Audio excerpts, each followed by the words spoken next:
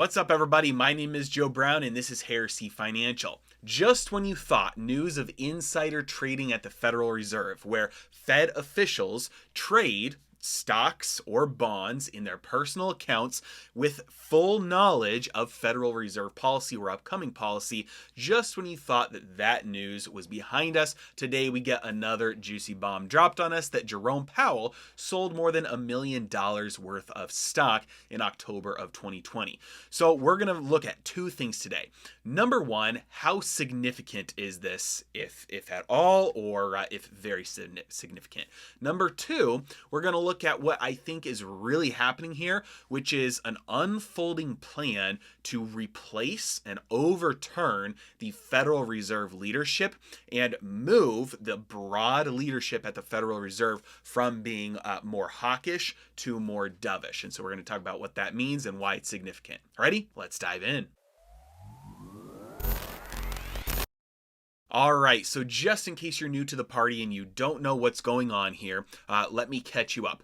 Federal Reserve officials recently have been exposed for trading in their personal accounts with knowledge or advanced knowledge of Federal Reserve policy so that they can trade and benefit their own financial accounts. And so Rosengren and Kaplan were two of the largest offenders here in this recent scandal. And one of the things that took place was they were trading multiple millions of dollars worth of stocks and bonds multiple times, not just in 2020, but for years now. And what happened was both Kaplan and Rosengren have now resigned. When the scandal got first released and people found out about it, they both announced they were going to be selling their stocks, if you look at the chart here, by the end of September 30th.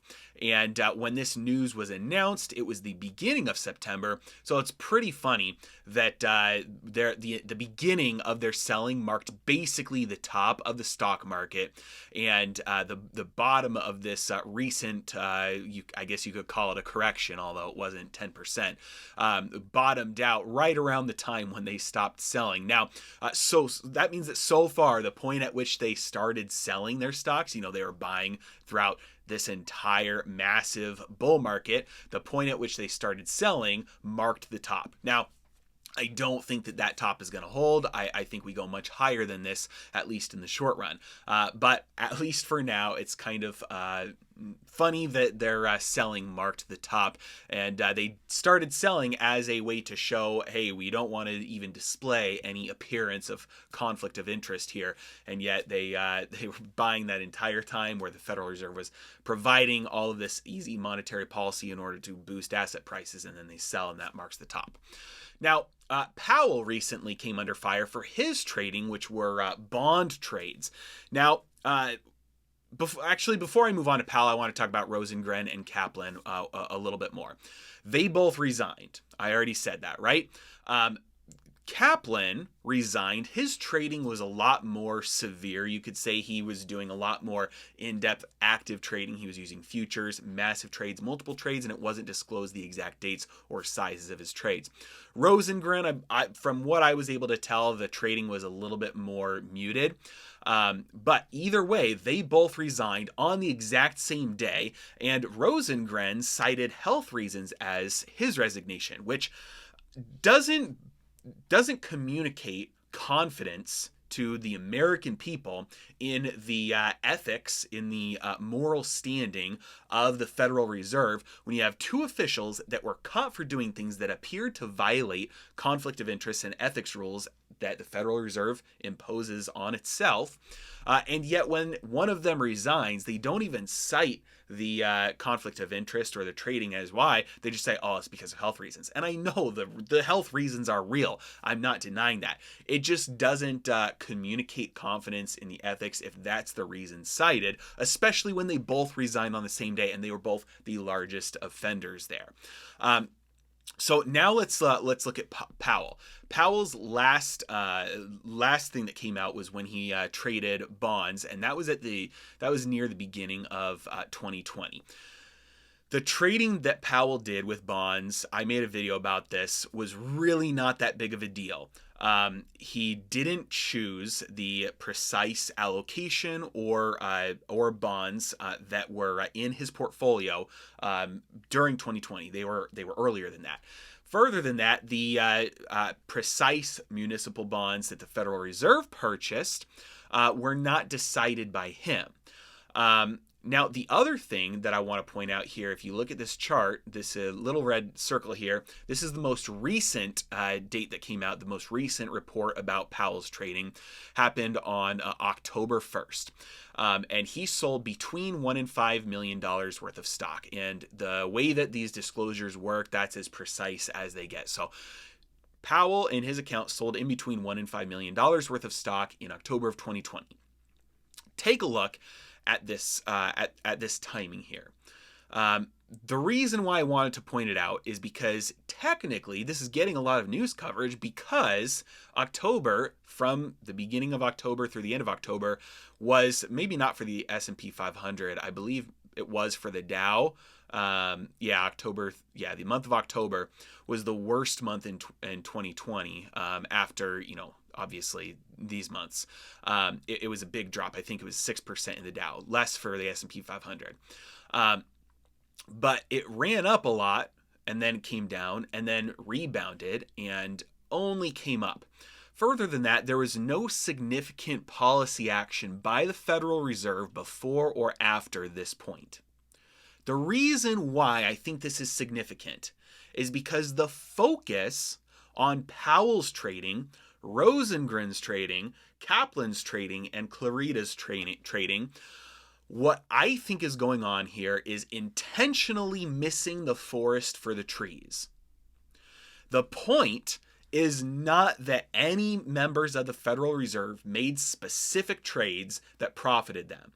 The point is that you have a group of unelected officials whose job is to make decisions about the economy, about monetary policy, which when you boil it down, easy monetary policy transfers purchasing power away from cash holders, wage earners, savers, transfers purchasing power away from existing money into new money, which always makes its way into the prices of assets first.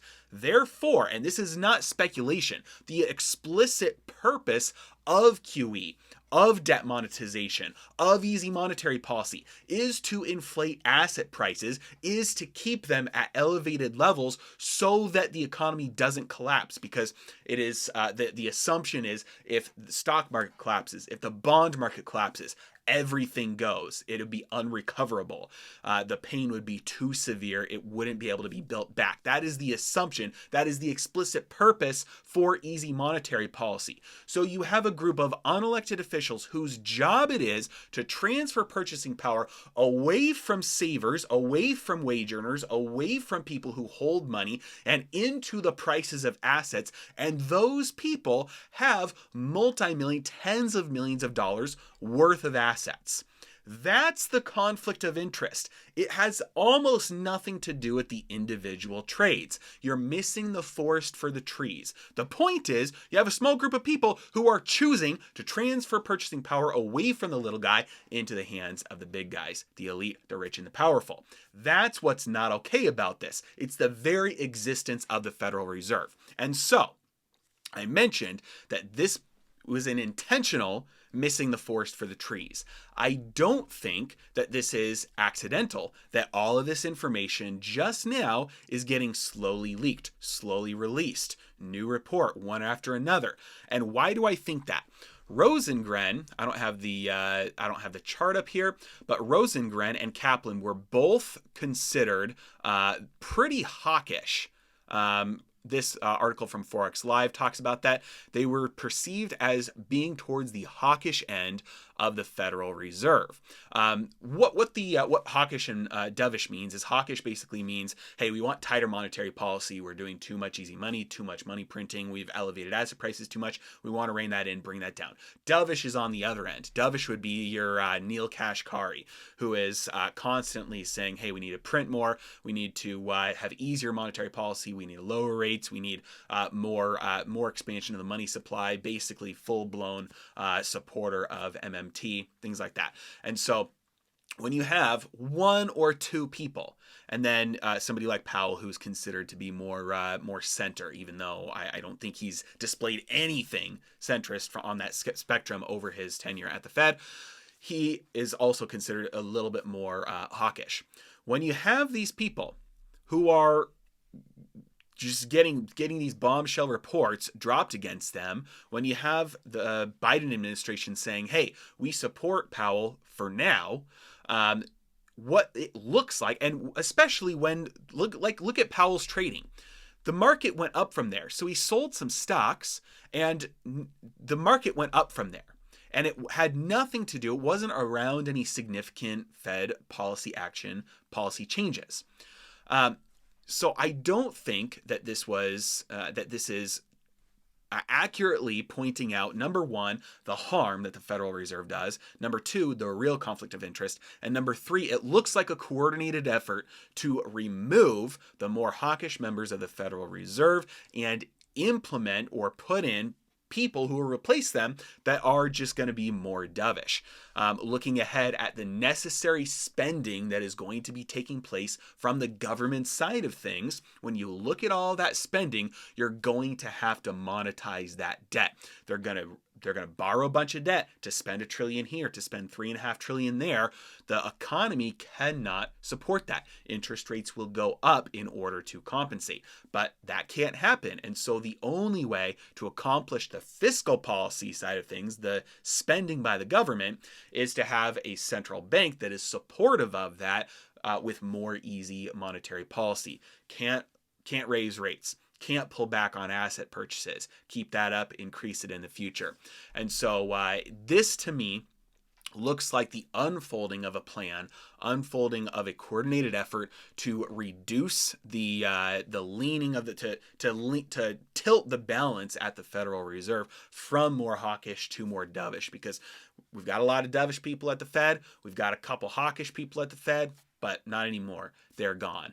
And then if you replace Powell at the end of his term with somebody who is much more dovish, then you have an extremely dovish committee there that is leaning all the way to one side. This is something Travis Kling has pointed out a bunch of times, and so it is not something that I thought of on my own, but ultimately that looks like what's happening here, especially given the overreaching nature of this recent report, trying to make it look so much worse than it really was for Powell's trading. And do I think that Federal Reserve officials, well, I don't think they should exist, but if they do exist, do I think that they should be able to personally trade in their own accounts? No. Do I think that they should be able to hold any individual assets? No. Do I think that they should be able to hold, to know anything that's inside their personal portfolio? Absolutely not. I think it should be blind trusts.